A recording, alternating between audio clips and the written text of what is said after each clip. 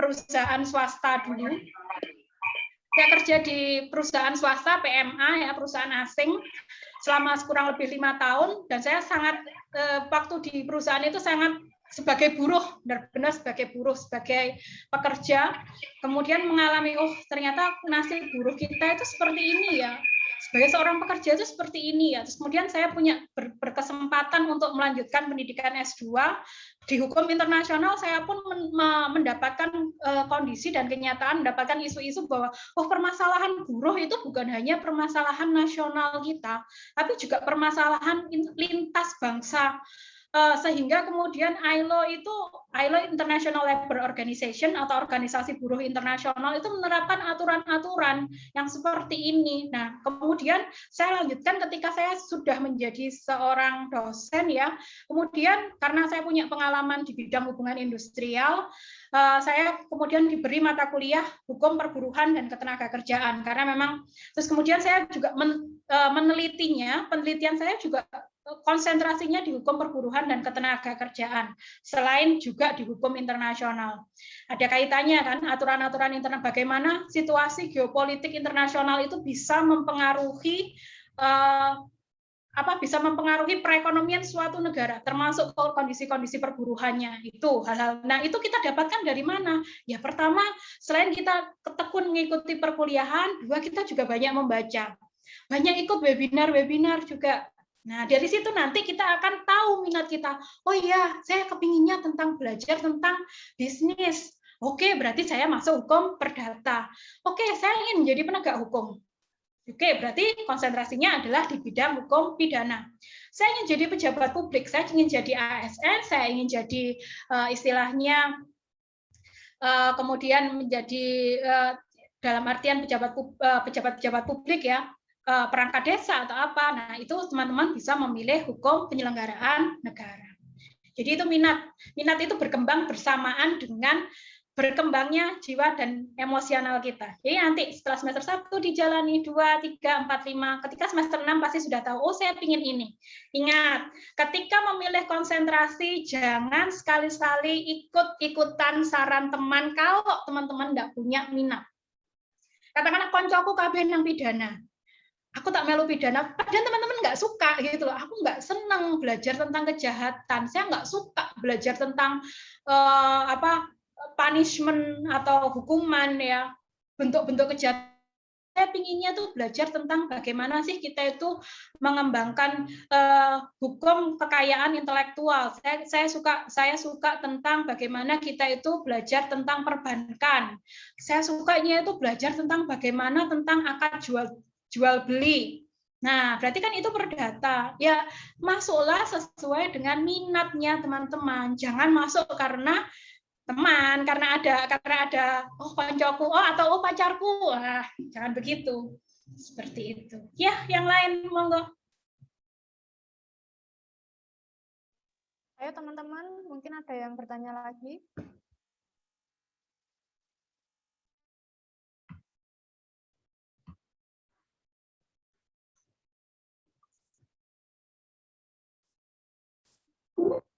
Oke. Kira-kira apa lagi yang kemudian krusial? Oh ya, kalau barangkali teman-teman mau dapat kerja sehingga harus berhenti dulu kuliahnya. Satu, jangan langsung menghilang dan nggak melapor.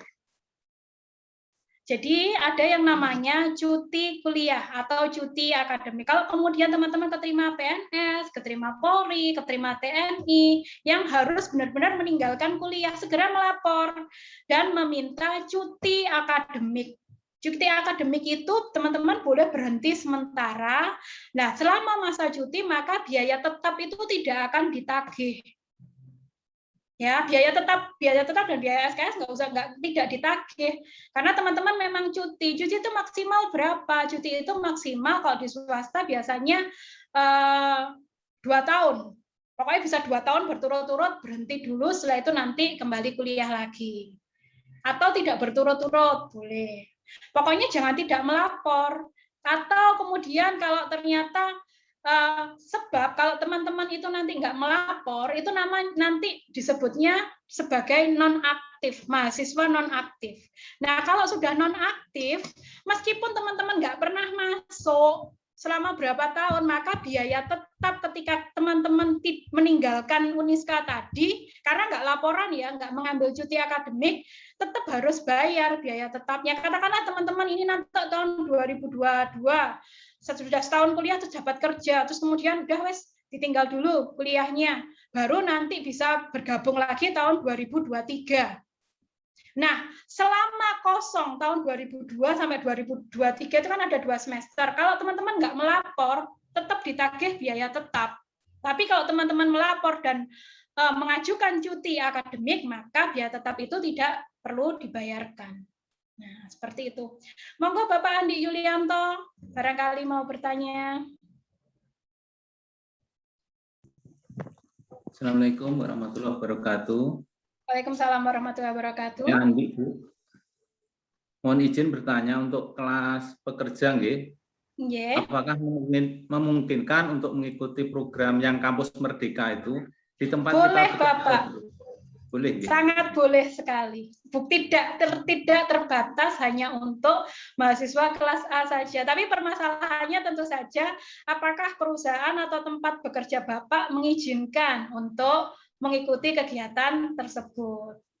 Kan begitu. Nanti permasalahannya kan pasti karena selama 4 bulan kita benar-benar akan menjalankan kegiatan itu. Katakanlah yang kalau kampus mengajar, Bapak kan harus mengajar di SD. Apakah diperbolehkan oleh perusahaan tempat Bapak mengajar, tempat bekerjanya kita, kan seperti itu. Jadi boleh. A dan B boleh mengikuti kampus Merdeka.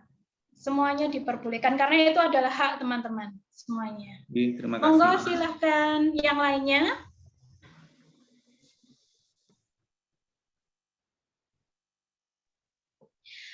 Di kampus Merdeka tadi ada banyak kegiatan ya. Saya tidak akan menjelaskan satu persatu teman karena di websitenya sudah jelas sekali. Jadi teman-teman tinggal klik, nah nanti ada keterangannya bagaimana cara daftarnya.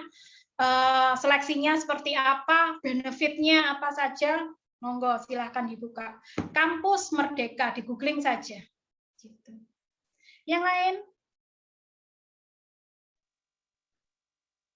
Mbak Yulia Trianing Putri, monggo. Assalamualaikum warahmatullahi wabarakatuh. Waalaikumsalam warahmatullahi wabarakatuh. Bu, izin bertanya, kan iya. Untuk kampus Merdeka itu kan ada universitas yang bekerja sama dengan Uniska. Iya. Nah, itu apa saja Bu universitasnya? Untuk sementara ini ya, setahu saya yang sudah ada MOU-nya adalah yang negeri hanya Universitas Brawijaya Malang. Yang swasta ada Universitas Esa Unggul Jakarta. Yang lain masih belum. Tapi nanti kan ini kan Mbak Yulia kan masih semester 1 ya.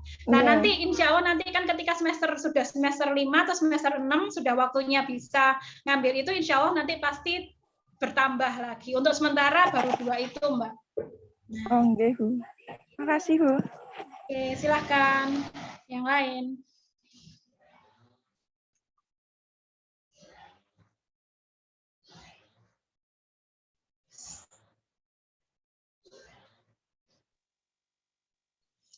Ada 153 mahasiswa di sini.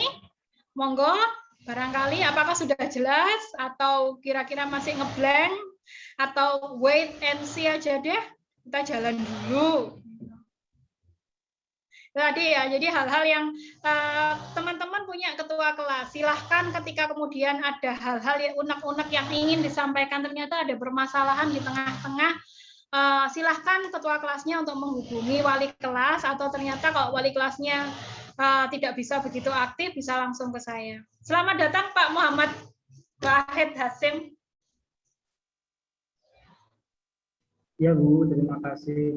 Nah, Pak Wahid Hasim ini adalah pembina BEM kita, sekaligus kandidat doktor yang dimiliki oleh Fakultas Hukum Universitas Islam Kediri ya. Kita doakan sama-sama agar Pak Wahid bisa segera. Semangat Bapak untuk bisa segera, karena Pak Wahid ini sudah akan ujian. Jadi benar-benar sudah sedikit lagi, sehingga kami sangat berharap doa dari teman-teman juga agar Pak Wahid bisa segera bisa lancar. Nggih, Pak Wahid, nggih? Amin. Yuk teman-teman, monggo silahkan. Barangkali kita masih ada waktu sekitar 30 menitan nanti sebenarnya ya. Kalau materi dari saya sudah selesai ya sudah, berarti monggo silahkan Pak Wahid yang akan menyampaikan materinya. Tapi kalau ada hal-hal yang masih ingin ditanyakan berkaitan dengan perkuliahan, silahkan untuk bertanya kemudian kepada saya. Kenapa saya sangat mendorong teman-teman untuk mengikuti kampus Merdeka yang ada di website itu ya, karena ternyata benefitnya sangat besar sekali. Yang untuk kampus mengajar itu uang sakunya per bulan itu sekitar 1.200.000 loh, uang sakunya saja. Uang sakunya segitu, belum lagi benefit yang lain, keuntungan yang lainnya. Jadi yuk monggo kita, walaupun ya memang harus saingan dengan istilahnya akan ada seleksi ya, saingan dengan perguruan tinggi lain, tapi nggak apa-apa. Wong teman-teman kakak-kakak tingkatnya teman-teman itu banyak yang lolos, ada 4 orang kok dari mahasiswa Fakultas Hukum yang lolos. Itu saya yakin bahwa teman-teman juga pasti akan bisa dan lolos. Nah, ini yang lagi dibuka untuk yang semester 5 ya, tapi sayangnya itu pejuang muda. Nah, ini teman-teman BEM, monggo silahkan. Pejuang muda lagi dibuka. Ini kalau teman-teman yang semester 1 kan masih nunggu dulu sampai semester 5. Itu, silahkan.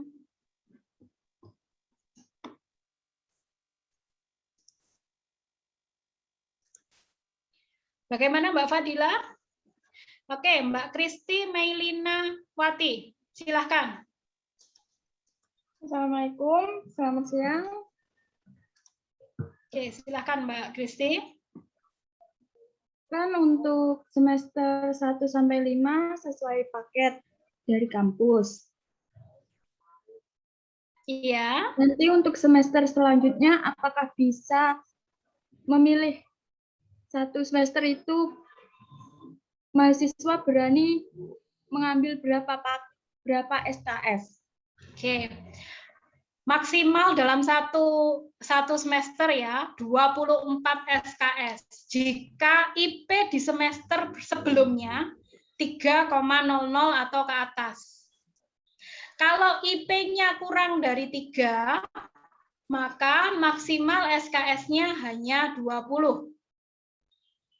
Ya. Jadi semester 6 dan 7 itu maksimal 24 SKS dengan syarat IPK sebelumnya adalah 3,0.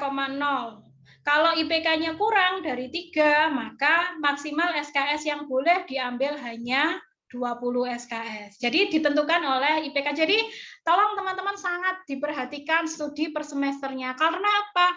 Kalau IPK-nya nanti kurang dari 3 ya, secara otomatis semester depannya nggak bisa menempuh SKS maksimal. SKS maksimal itu berapa? 24. Nah, gitu Mbak Kristi. Bagaimana? Sudah, terima kasih. Iya. Yang lainnya barangkali?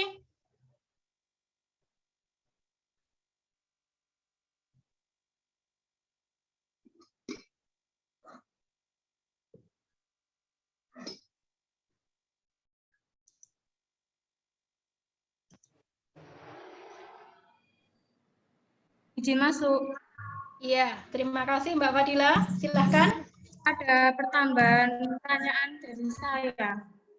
Iya Mbak Fadila, boleh kok. Silahkan. Itu untuk terkait kuota bantuan maba itu mulai kapan ya Bu bisa dapat? Apa? Untuk kuota bantuan. Kuota bantuan kuota Ya. Kuota internet. Bantuan paket belajar. Paket belajar. Oh, kalau itu yang menentukan. Ya, jadi begini. Kuota internet itu mekanismenya adalah universitas yang mendaftarkan. Jadi kapan secara otomatis kalau sudah KRS-an begini kan datanya masuk ya. Nah, data itu masuk ke PD Dikti semuanya terus ya sudah. Nah, kapan bantuan itu akan diturunkan? Nah, itu memang benar-benar dari PD Dikti yang tahu. Tapi secara otomatis maka semua mahasiswa yang sudah terdaftar pasti akan didaftarkan untuk kuota tersebut. Nah, kalau ternyata nanti begini, teman-teman ketika ada temannya yang sudah dapat kuota bantuan, terus kok aku nggak dapat ya? itu bukan lapor ke universitas, tetapi langsung melapor ke websitenya Dikti sendiri. Ada website yang untuk melaporkan tentang kuota bantuan yang tidak dapat. Mereka yang sudah terdaftar tapi belum dapat. Websitenya mungkin nanti bisa dibantu untuk digooglingkan ya, bagaimana cara melaporkan kalau tidak mendapatkan kuota bantuan. Tapi sepertinya Mbak Fadilah, kuota bantuan itu mulai semester depan itu kok kayaknya sudah tidak ada lagi, karena kan perkuliahan sudah mulai banyak yang luring ya, gitu. Oke, yuk nggak apa-apa, bukan hanya sekedar teman-teman semester 1 aja yang mau tanya, boleh bertanya ya. Barangkali di sini ada teman-teman yang lain yang mau bertanya. Silahkan. Ini 2 orang. Pada saudara Nadifa Putri. Ya, silahkan. Assalamualaikum. Terdengar suara saya, Ibu? Ya, silahkan Mbak Nadifa. Ya, mengenai kampus Merdeka itu kan ada seleksinya. Itu mekanisme tesnya itu berupa apa? Terus apakah juga dibimbing oleh Bapak Ibu dosen? Terima kasih. Mbak Nadifa, nanti begini, program Kampus Merdeka itu ada 2. Ada Kampus Merdeka yang diselenggarakan oleh universitas, ya. Ada Kampus Merdeka yang kita harus mendaftar melalui website tadi. Kalau Mbak Nadifa itu hanya ingin Kampus Merdeka yang di universitas, contohnya ya, kalau di Kediri ini magang di BPN, magang di PN, magang di PA, itu yang untuk Fakultas Hukum ya, itu maka tidak perlu mendaftar ke website, jadi hanya mendaftar ke fakultas. Itu sama nanti sama-sama 20 SKS-nya. Tapi kalau yang ingin mengikuti kegiatan magang yang ada di website, yang Kampus Merdeka yang dikelola oleh Dikti secara langsung, maka di sana ada istilahnya ada formulir yang harus diisi, kemudian CV, ada seleksinya. Nah, proses seleksinya itu seperti apa, itu tergantung dari masing-masing program yang diikuti. Seperti itu. Dan biasanya justru tidak boleh dibantu oleh dosennya, justru karena kemandirian dari mahasiswa itu sendiri. Seperti itu. Oke, Mbak Nadifa ya. Jadi ada 2 jenis. Nanti kalau mau ikut magang yang kegiatan Merdeka Belajar yang dikelola universitas saja, maka tentu saja tidak ada seleksinya. Yang ada seleksi itu yang Kampus Merdeka yang dikelola oleh Dikti. Tapi yang dapat uang saku ya tentu saja yang dikelola Dikti itu tadi. Yang dikelola universitas tidak, hanya ya pengalaman aja. Oke, gitu ya Mbak Nadifa ya. Ya, terima kasih. Oke, silakan yang lain.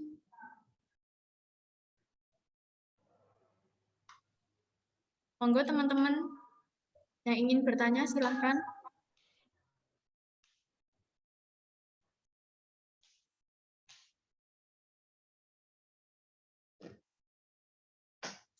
Oh ya, Pak, ini nanti Pak Wahid Hasim ini adalah pengajar mata kuliah ilmu negara ya. Ilmu negara sebagai mata kuliah wajib pengantar untuk mata kuliah hukum administrasi negara dan hukum tata negara. Mungkin sedikit Pak Wahid Hasim menjelaskan kenapa sih kok ada mata kuliah wajib dasar yang teman-teman semuanya harus lulus, sehingga kalau tidak lulus itu tidak diperkenankan untuk mengambil mata kuliah di atasnya atau tidak diperkenankan untuk ujian skripsi. Kira-kira dasarnya seperti apa sih Pak Wahid? Kenapa kok ada hal-hal seperti itu, persyaratan seperti itu? Oke, monggo Pak Wahid. Assalamualaikum warahmatullahi wabarakatuh. Waalaikumsalam warahmatullahi wabarakatuh. Selamat bergabung seluruh teman-teman di Fakultas Hukum Universitas Islam Kediri. Sebenarnya belum waktunya saya ini, Bu. Iya, enggak apa-apa, tapi karena teman-teman belum ada yang bertanya, kita ngobrol aja gitu, tentang akademik. Dalam mata kuliah itu ada mata kuliah wajib yang harus ditempuh oleh teman-teman mahasiswa untuk mengambil mata kuliah yang lainnya. Contohnya ilmu negara. Ilmu negara itu adalah salah satu mata kuliah wajib yang harus ditempuh oleh teman-teman mahasiswa sebelum mengambil mata kuliah hukum administrasi negara. Artinya, dalam ilmu hukum itu ilmu satu dengan ilmu yang lainnya itu saling berkaitan, tidak boleh dipisahkan satu dengan yang lain. Contoh, Bu Sisil mengajar ilmu pidana, pasti ada sebelumnya adalah hukum acara pidananya. Hukum acara perdata pasti ada hukum perdatanya. Ya, kenapa mata kuliah wajib itu berada di awal? Karena sebagai penentu, kalau jenengan semua tidak lulus dalam mata kuliah wajib dasar itu tidak lulus, maka tidak akan mungkin akan melanjutkan ke mata kuliah yang selanjutnya. Yang namanya dasar itu kan sebagai pondasi. Ibarat rumah kalau pondasinya kurang bagus, maka nanti atapnya dan seterusnya juga tidak akan memenuhi standar keilmuan yang diinginkan oleh fakultas kita. Maka dari itu nanti di sesi saya kalau tidak salah judulnya menumbuhkan minat belajar ya. Dan materi menumbuhkan semangat belajar dan semangat berorganisasi. Demikian Bu Sisil, nanti akan saya lanjutkan dalam sesi berikutnya. Jadi intinya kepada teman-teman, saya harapkan untuk mata kuliah dasar dan seterusnya harap bersungguh-sungguh yang akan nanti kita bahas bagaimana cara kita mendapatkan ilmu yang sebaik mungkin, semaksimal mungkin, dan semanfaat mungkin. Itu mungkin yang dapat saya sampaikan dulu, Bu Sisil. Ya mungkin ada teman-teman yang mau bertanya, disilahkan ya. Karena jangan sampai nanti teman-teman itu bingung, sudah masuk fakultas hukum, terus kemudian kira-kira kok hukum ini ternyata nggak sesuai dengan minat saya, seperti apa. Nah, jangan sampai kemudian nanti merasa salah jurusan gitu loh. Ini ya, karena kalau kita belajar di hukum, teman-teman benar-benar harus memperkuat literasinya, dalam artian kuat-kuatan membaca, menalar, menyimak, dan kemudian menganalisis. Kekuatannya di situ. Jadi orang hukum itu harus menghafal, itu salah. Kita tidak menghafal, kita harus bisa menganalisis. Seperti itu. Kita tidak menghafal. Orang hukum hafal, harus hafal undang-undang apa Bu? Tidak, tapi kita harus paham undang-undang itu seperti apa. Kenapa kok pasal itu bisa lahir? Jadi benar-benar dasarnya adalah teman-teman harus suka membaca. Gitu. Oke, lainnya yang berkaitan dengan akademik atau yang hal-hal yang lain, monggo silahkan. Atau kalau memang sudah tidak ada, bisa saya kembalikan ke Mbak Fadilah Rahmawati agar dilanjutkan ke sesi berikutnya. Baiklah. Mungkin teman-teman sudah paham atas materi yang disampaikan oleh Ibu Sisilia. Dengan ini sesi pertanyaan jawab saya tutup. Terima kasih kepada Ibu Sisilia atas materinya. Sama-sama. Kemudian selanjutnya, yakni pemberian materi kedua mengenai perkenalan pembelajaran dan semangat organisasi yang akan disampaikan oleh Bapak Muhammad Wahid Hashim, SHI, MH, selaku pembina Badan Eksekutif Mahasiswa Fakultas Hukum Universitas Islam Kadiri Kediri. Sebelumnya, mohon izin menyampaikan bahwasanya estimasi waktu pemberian materi akan berlangsung selama 30 menit ke depan. Kepada Bapak Muhammad Wahid Hashim, waktu. Assalamualaikum warahmatullahi wabarakatuh. Saya lanjutkan teman-teman, sebelumnya saya perkenalan dahulu. Kata Bu Sisil, maka tak kenal maka tak diceluk namanya. Kalau tidak kenal maka tidak akan pernah dipanggil oleh teman-teman mahasiswa. Perkenalkan, nama saya cukup familiar dan sangat terkenal di pinggir-pinggir jalan, yaitu Muhammad Wahid Hashim. Kalau dengan di jalan-jalan pasti banyak itu jalan Kiai Haji Wahid Hashim dan seterusnya. Alamat rumah mungkin nanti teman-teman yang satu frekuensi atau satu alamat, monggo saya persilakan untuk mampir dan berdiskusi. Alamat rumah saya Tanjung Anom, ya, Kabupaten Nganjuk. Bahasanya adalah bahasa Heeh kalau nanti yang orang-orang Nganjuk itu. Monggo nanti teman-teman yang rumahnya di wilayah Nganjuk saya persilahkan untuk mampir dan berdiskusi. Itu yang dapat saya sampaikan. Yang selanjutnya, ya mungkin saya tidak akan memberikan PowerPoint sebagaimana yang Bu Sisil terangkan tadi, karena materi yang akan saya sampaikan itu adalah pengalaman dalam mencari keilmuan. Bagaimana judul yang dituangkan adalah terkait dengan organisasi dan juga semangat belajar. Nah, tentunya saya ingin tahu lah seberapa keinginan dan minat belajar teman-teman. Satu saja ini, nanti silahkan dinyalakan mikrofonnya.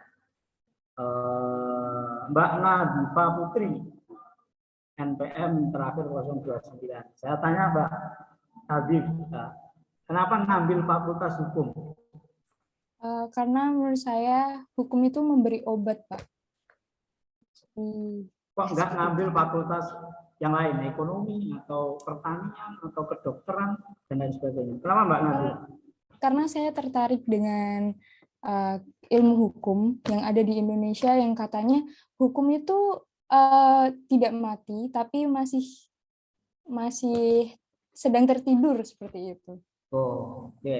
Itu alasan kenapa Mbak Nadifa mengambil di Fakultas Hukum. Ternyata ingin menggali lebih dalam, hukum itu masih tidur atau memang sudah mati, atau jangan-jangan sudah mati suri.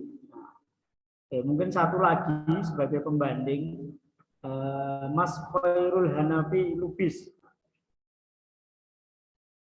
Monggo Mas Khairul Hanafi Lubis, kenapa alasannya mengambil jurusan Fakultas Hukum? Pertama, yang satu karena ada dorongan orang tua. Pertama apa? Karena ada dorongan dari orang tua dengan Fakultas Hukum.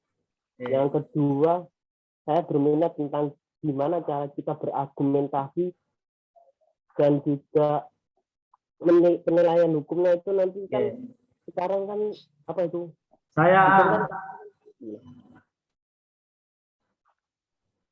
Kan katanya hukum kan wajibnya tajam ke atas dan tajam ke bawah dan tumpul ke atas. Saya Pada intinya hampir sama yang diutarakan Mbak Nadif. Kalau Mas Khairul mengatakan ingin mengetahui lebih mendetail, lebih mendasar, apakah hukum itu benar tajam ke bawah tapi tumpul ke atas. Nah, soalnya logonya hukum itu kan pedang, seharusnya kan tajamnya ke atas, tumpulnya ke bawah. Kalau logonya kapak, tajamnya ke bawah, tumpulnya ke atas. Ini pengalaman saya dulu pada waktu kenapa jenengan semua itu mengambil dalam Fakultas Hukum. Ini pengalaman itu, bahwa semua jalan kehidupan di dunia ini pasti membutuhkan ilmu hukum. Itu satu. Ya. Jadi biar jenengan semua dalam mempelajari ilmu hukum itu biar semangat. Tapi sebagai seumpama kita suatu saat nasib kurang beruntung kita menjadi seorang buruh, pasti dalam kegiatan hal perburuan itu pasti menggunakan ilmu hukum, mulai kontrak sampai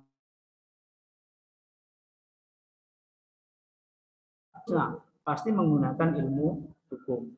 Mungkin ada seorang pengusaha, nanti Mas Mufti Ali jadi seorang pengusaha jual beli mobil, jual beli motor. Pasti di situ ada perjanjian antara penjual dan pembeli.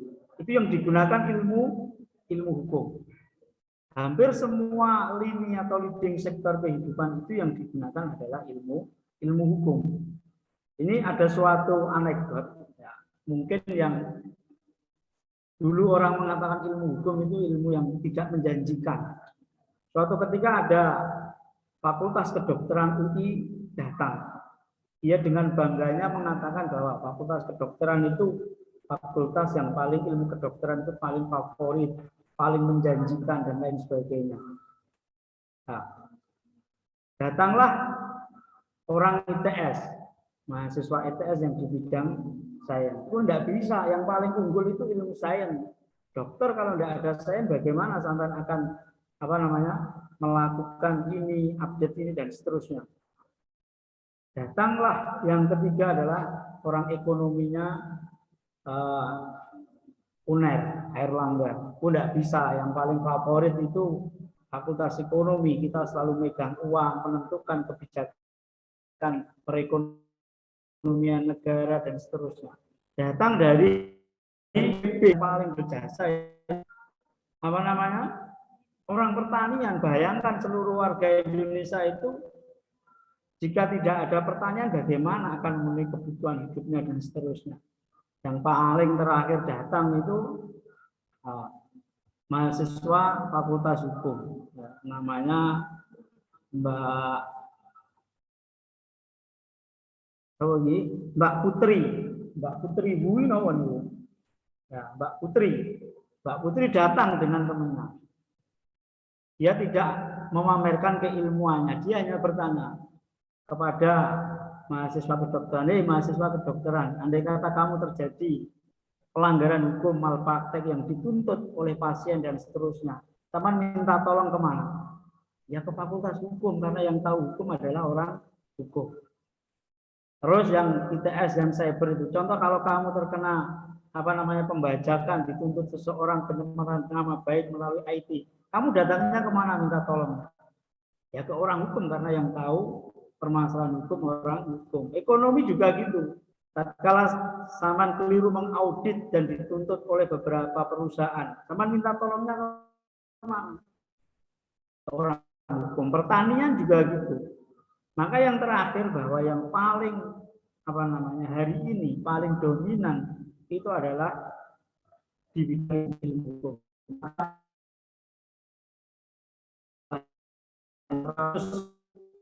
Berturun sekarang 147 tadi 152. Saya mengapresiasi dari teman-teman ini mengambil Fakultas Hukum karena apa?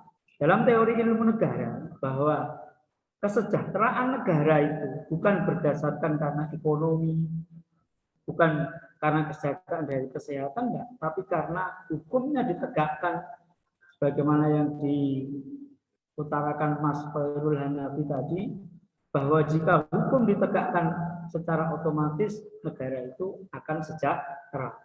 Maka dengan ini adalah generasi-generasi berikutnya yang akan mensejahterakan negara.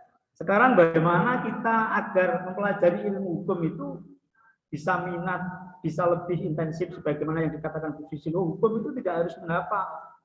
Dengan bayangkan apalagi melebu hukum ini akan menghafal jumlah pasal di KUHP, di KUH Perdata, belum lagi kalau dengan baca undang-undang Omnibus Law itu hampir berapa ratus halaman, hampir 500. Apa mungkin akan kita baca, akan kita hafalkan satu persatu? Nah, bagaimana cara kita belajar di dalam ilmu hukum itu sesuai dengan apa yang kita cita-citakan nanti? Karena begitu banyak peluang di ilmu hukum yang akan kita peroleh nanti.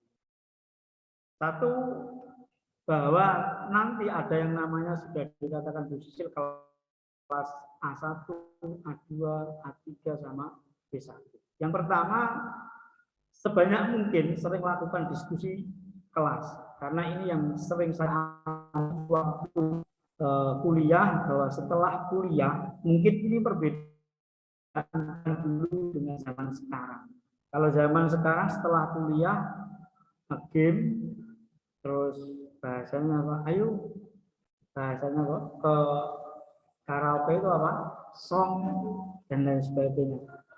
Maka itu harus dengan tumbuhkan kembali bahwa setelah kuliah itu bikin suatu diskusi kecil, apa yang dibahas ditentukan terlebih dahulu sebagaimana yang dituangkan Bu Sisil, fenomena yang hari ini muncul.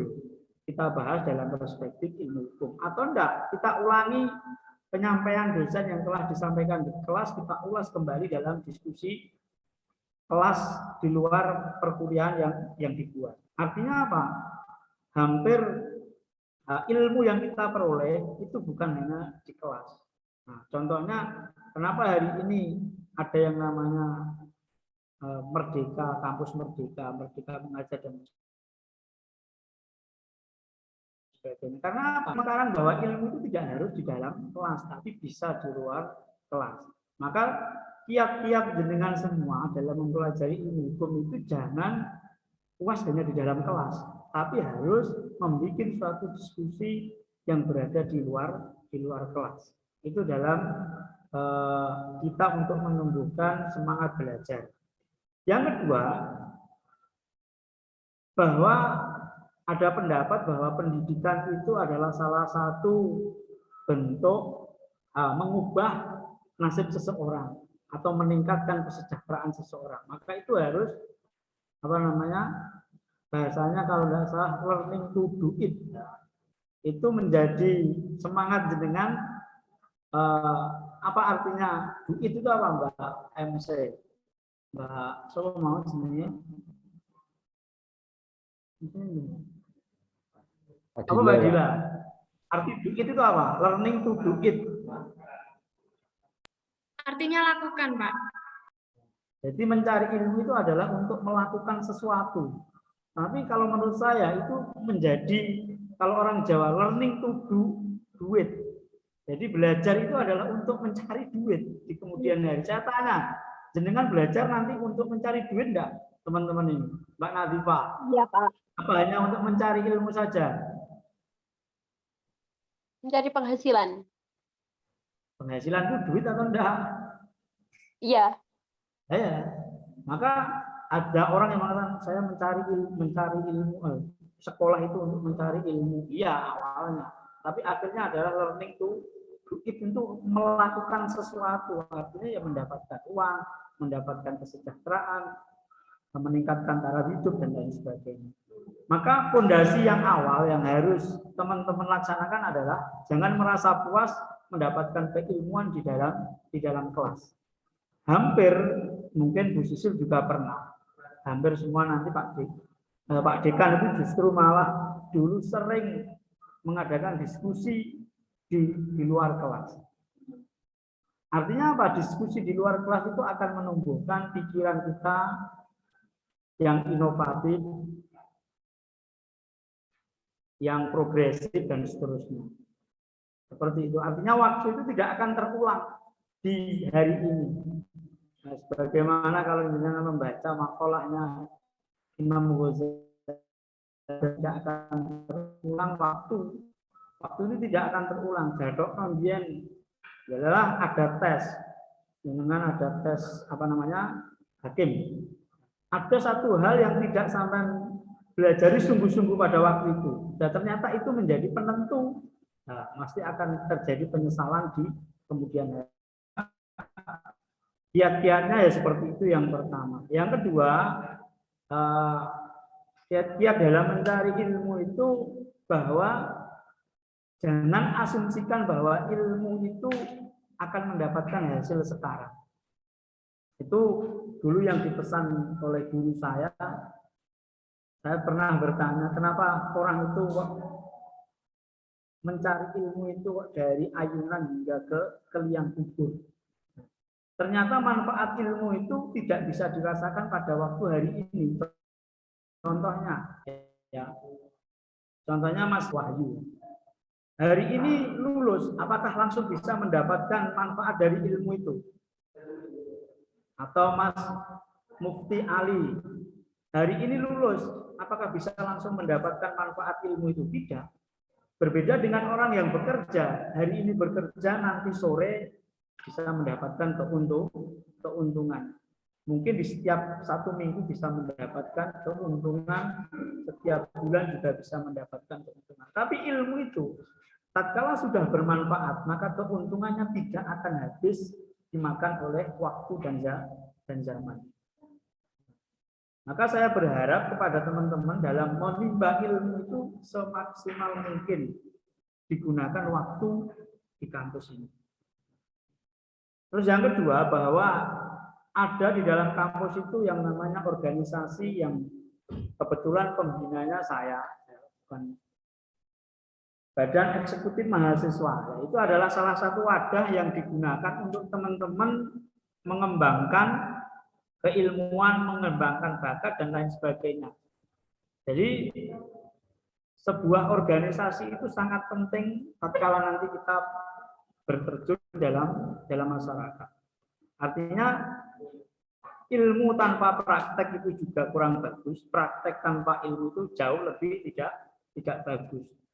Maka untuk mengembangkan keilmuan jenengan masuk dalam organisasi yang disebut Badan Eksekutif Mahasiswa. Namanya saja sudah eksekutif. Nah, kalau dalam teori ilmu negara bahwa negara itu pelakunya adalah ada 3 konsepnya, eksekutif, legislatif, sama yudikasi. Kalau eksekutif itu yang menjalankan pemerintahan. Nah, di dalam kampus itu kalau jenengan masuk dalam organisasi mahasiswa tentunya akan banyak menambah nilai-nilai lebih. Nilai bersosialisasi dengan temannya, nilai tukar keilmuan dengan temannya. Yang terakhir adalah ilmu prakteknya. Karena semua kegiatan yang berada di Fakultas Hukum yang terutama ekstra seperti ada lomba debat, terus nanti ada kegiatan yang dulu-dulu sudah dilakukan itu ada lomba futsal, terus lomba menulis karya ilmiah. Itu yang berada di depan adalah leading sektornya, penggeraknya adalah Badan Eksekutif Mahasiswa. Nah, terus yang terakhir bahwa pesan saya sebagai mahasiswa itu yang sering diamanahkan kepada semua dosen bahwa al-adab qoblal ilmi. Jadi walaupun jenengan nanti mungkin ada mahasiswa ini yang kemampuannya lebih dulu daripada dosennya. Suatu saat dosen itu menyampaikan ada kurang pasnya, kurang sesuai dengan literasi yang jenengan miliki, cara menegurnya adalah jangan seketika merasa, oh ini salah di depan dan lain sebagainya. Gunakan adab terlebih dahulu sebelum ilmu kita gunakan. Ya, intinya terakhir saya berpesan bahwa jenengan semua tidak salah mengambil jurusan di Fakultas Hukum, karena negara itu akan menjadi sejahtera, negara itu akan menjadi berkembang kalau hukumnya itu betul-betul dijalankan sebagaimana mestinya. Nah, salah satunya ya jenengan ini akan menjadi penerus untuk mensejahterakan negara Republik Indonesia. Mungkin itu yang dapat saya sampaikan, Mbak Gila. Mungkin ada yang pertanyaan karena ini jamnya ini jam siang, tentunya sudah dari pagi. Mungkin ada yang ditanyakan dari teman-teman, bisa terkait dalam perkuliahan, dalam yang lain sebagainya. Kedua, nanti pengampu mata kuliah ilmu negaranya saya di semester 1.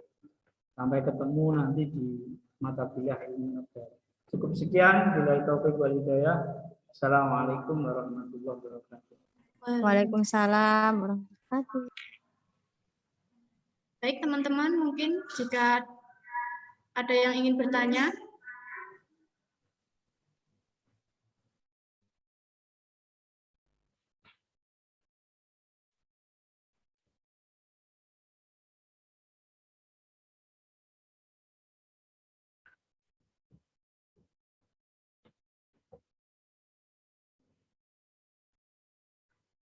Mungkin ada yang ditanyakan teman-teman, saya persilahkan.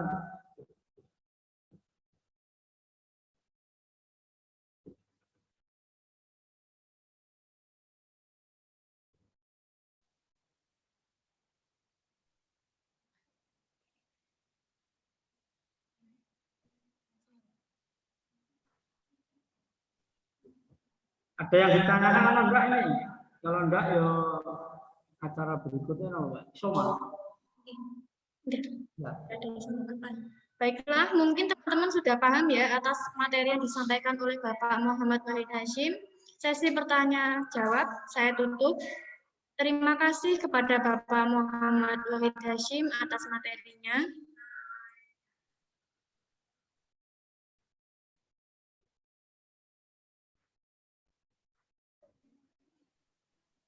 Berhubung penayangan kurikulum vitae profil dosen belum tertayang seluruhnya, berikut lanjutan penayangan kurikulum vitae profil dosen. Untuk teman-teman silakan disimak dan dibaca ya. Kepada operator.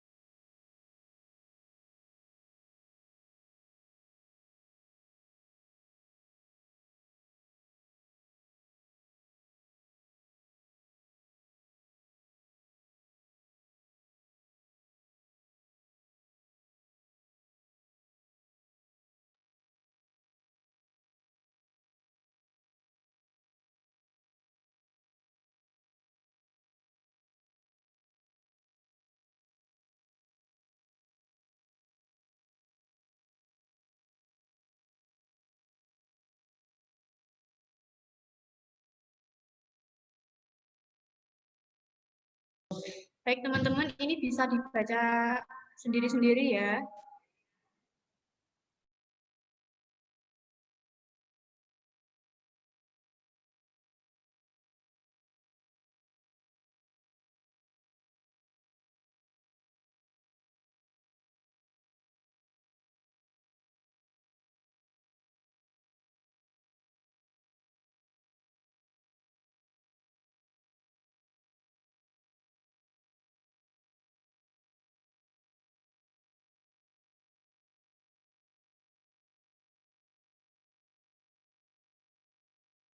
Next, operator.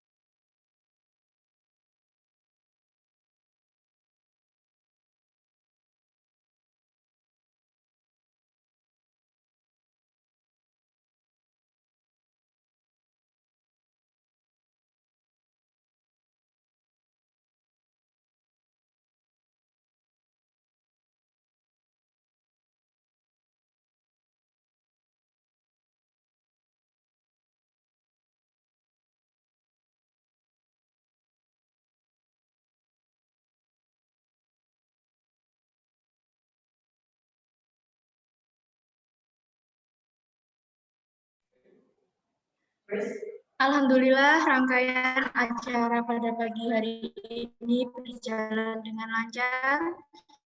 Saya sampaikan terima kasih yang sebesar-besarnya kepada Bapak dan Ibu dosen yang telah berkenan hadir pada acara OSFAK tahun 2021-2022. Dan juga saya sampaikan terima kasih kepada teman-teman semua atas partisipasinya. Terima kasih. Mohon maaf apabila selama berjalannya acara ada kesalahan dalam tutur kata, kesalahan penyebutan nama gelar dan jabatan. Saya mohon maaf sebanyak-banyaknya. Saya, Fadila Rahmawati, pamit undur diri. Wassalamualaikum warahmatullahi wabarakatuh. Waalaikumsalam warahmatullahi wabarakatuh. Waalaikumsalam warahmatullahi wabarakatuh. Waalaikumsalam. Kak, boleh keluar. Review Mbak Fadila.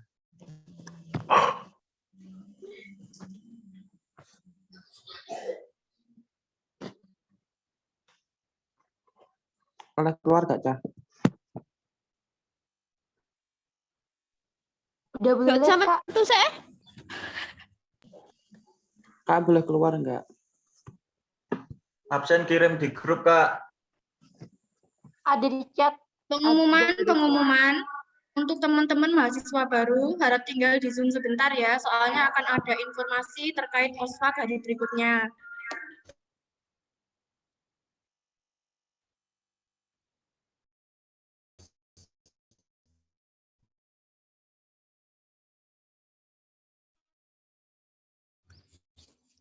Mas Al, review saldonya.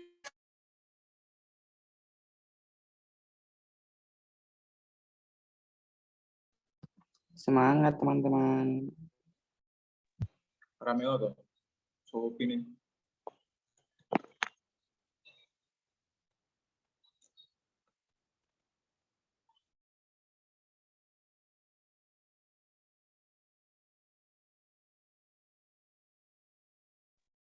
Olah mulai waurong.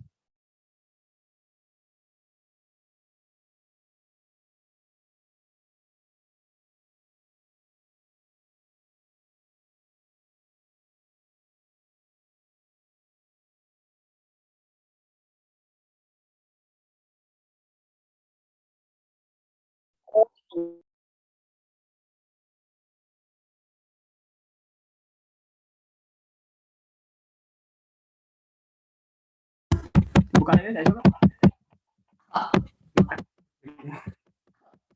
Mas Aldi.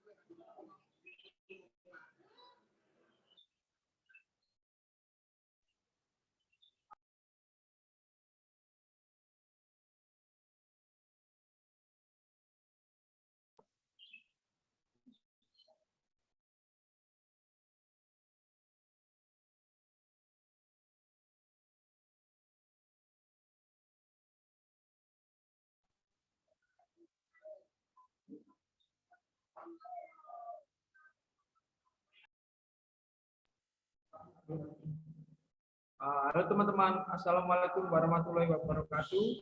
Salam sejahtera bagi kita semua. Waalaikumsalam. Ya, di sini saya sebagai ketupel ingin mengucapkan banyak-banyak terima kasih kepada teman-teman yang sudah merelakan waktunya untuk hadir ke acara OSPAK pada pagi hari ini, pagi menjelang siang. Saya ingin meminta maaf bahwa ketika ada apa-apa yang keterlambatan di dalam ketentuan OSPAK ini, mungkin ada keterlambatan tentang kesalahan teknis dari sendiri, dari absen panitia dan lain sebagainya. Mohon dimaklumi karena ini sinyalnya itu kadang banter, kadang cepat, kadang ikulah itu mohon dimaafkan teman-teman. Mungkin hari ini untuk acara OSPAK kurang sempurna, tetapi untuk hari kedepannya saya pastikan atau istilah ya saya usahakan agar lebih baik lagi. Dan jangan lupa tetap semangat ya teman-teman.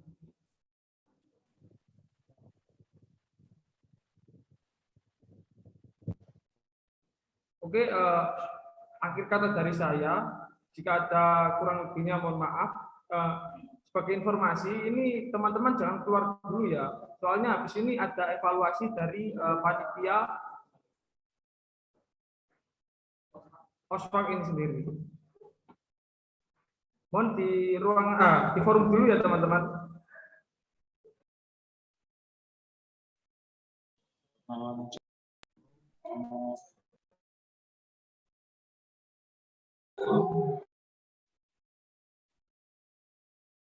Info nih MC anyar. Halo, selamat siang teman-teman. Perkenalkan nama saya Alda Risma dari BEM Divisi PSDF. Pertama-tama saya ingin mengucapkan selamat datang untuk mahasiswa baru. Gini, tadi yang di grup maba pagi-pagi, kenapa kok rame sendiri? Di sini kan kita panitia juga ngurusin kalian semua. Di sini panitia juga ngurusin banyak kegiatan juga. Jadi ya tolong harap dimaklumi kalau telat atau kesalahan. Jadi tolong etikanya mengetik, tolong diperbaiki lagi ya. Kalau misal ada lagi yang kayak gitu, sertifikat nggak saya kasihkan. Ada yang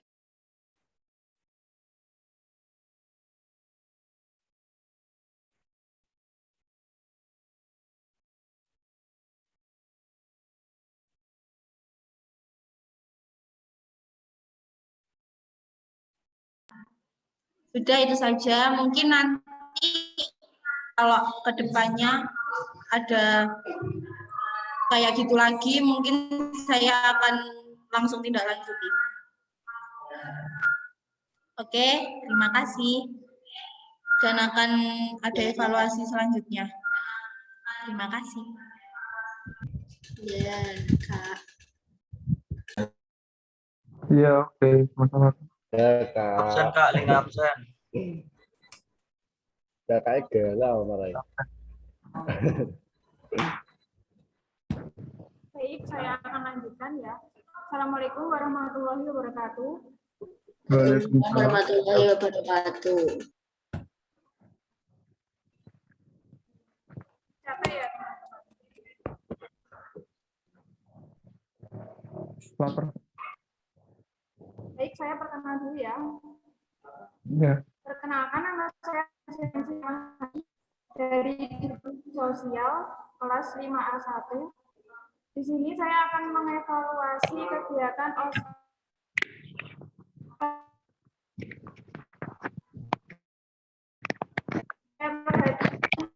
berkaitan ya teman-teman.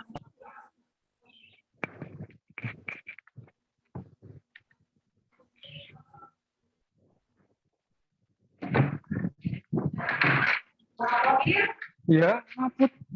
Kalau boleh tahu kenapa kok off cam? Ujuk. Ini tujuannya pokoknya. Kok. Mungkin langsung saja kita lanjut sama perkataannya Kak Nancy sendiri. Pertama-tama perkenalkan, nama saya Gali Gunifala, saya selaku Kepala Divisi Pengembangan Sumber Daya Mahasiswa. Nah, saya lihat sendiri tadi di layar monitor ada banyak teman-teman yang tidak mengaktifkan kameranya. Nah, hal tersebut tidak dikonfirmasikan kepada para pendampingnya sendiri-sendiri. Terlebih kalau teman-teman punya etika baik, misal ada kendala sampaikan saja, jangan sampai diam-diam kayak gitu. Nah, kemudian tadi juga ada yang tidur.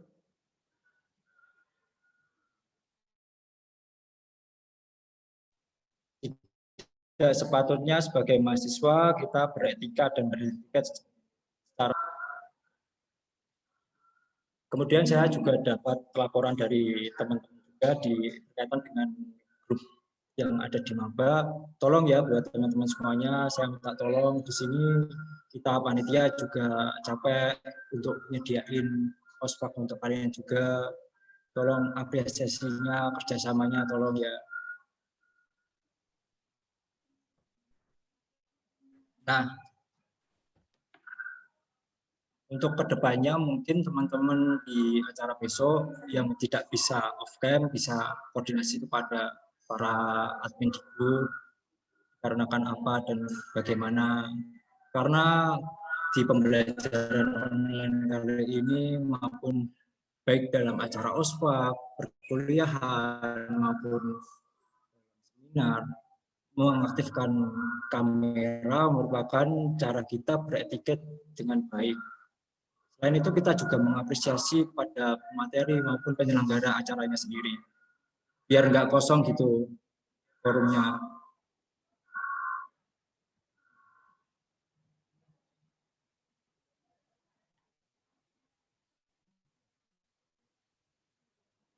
Kurang lebih kayak gitu sih. Mungkin nanti ada dari pihak BEM lagi mau evaluasi teman-teman. Kegunaannya ini bukan untuk menyalahkan teman-teman, cuma ini buat lebih baik ke depannya gimana. Kan banyak nanti kita sendiri kan masih menggunakan pembelajaran online. Nah, di sini kan sebagai pelatihan teman-teman untuk melaksanakan perkuliahan online kayak gitu. Dengan cara beretika di dalam forum online kayak gimana. Ya, saya rasa teman-teman juga udah paham cara beretika dan beretika dengan baik. Karena kan teman-teman kan dari kalangan terpelajar juga kan ya. Dia kan juga paham gitu. Mungkin ya, cukup itu dari saya. Ada salah kata, mohon maaf. Terima kasih.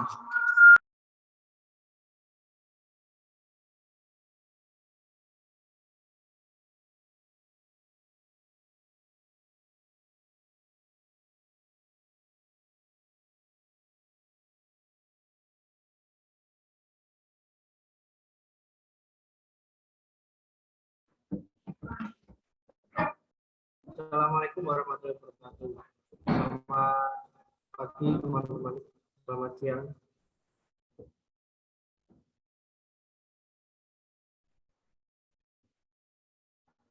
Baik, perkenalkan, saya Akbar Maulana, mahasiswa semester 5 kelas A2. Saya di sini sebagai wakil gubernur ya. Ingin menyampaikan pesan bahwa hari ini ospek ya mohon maaf ada kendala dan keterlambatan. Dan untuk mahasiswa sendiri tolong ya, tadi ada yang saat share screen ada yang coret-coret, itu tolong dijaga etikanya. Karena dengan pemateri dari Pak dosen dan Ibu dosen, terus tadi juga dari Bapak Zainal, Pak Dekan, dan Ibu Kaprodi Bu Sisi. Tolong etikanya dijaga untuk kedepannya ya. Mungkin kurang lebih begitu. Kami akan memperbaiki kesalahan-kesalahan yang terjadi hari ini dan keterlambatan hari ini. Terima kasih.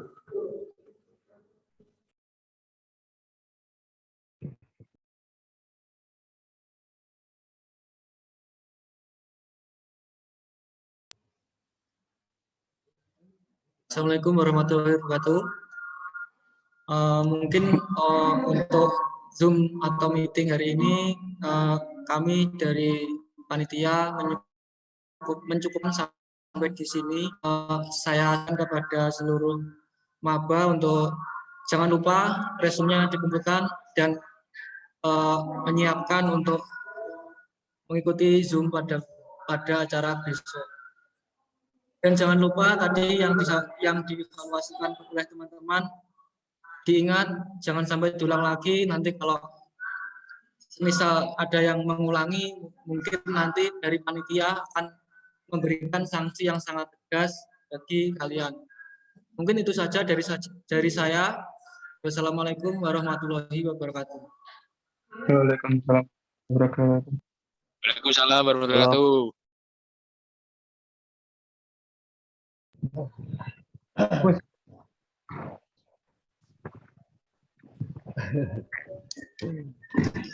Kulu ele info kopi. Betul. Kulu ele masih baperan. Info kopi. Info ngopi rawat. Info masih baperan. Masih baperan. Coba. Ayo ngopi. Ngawur.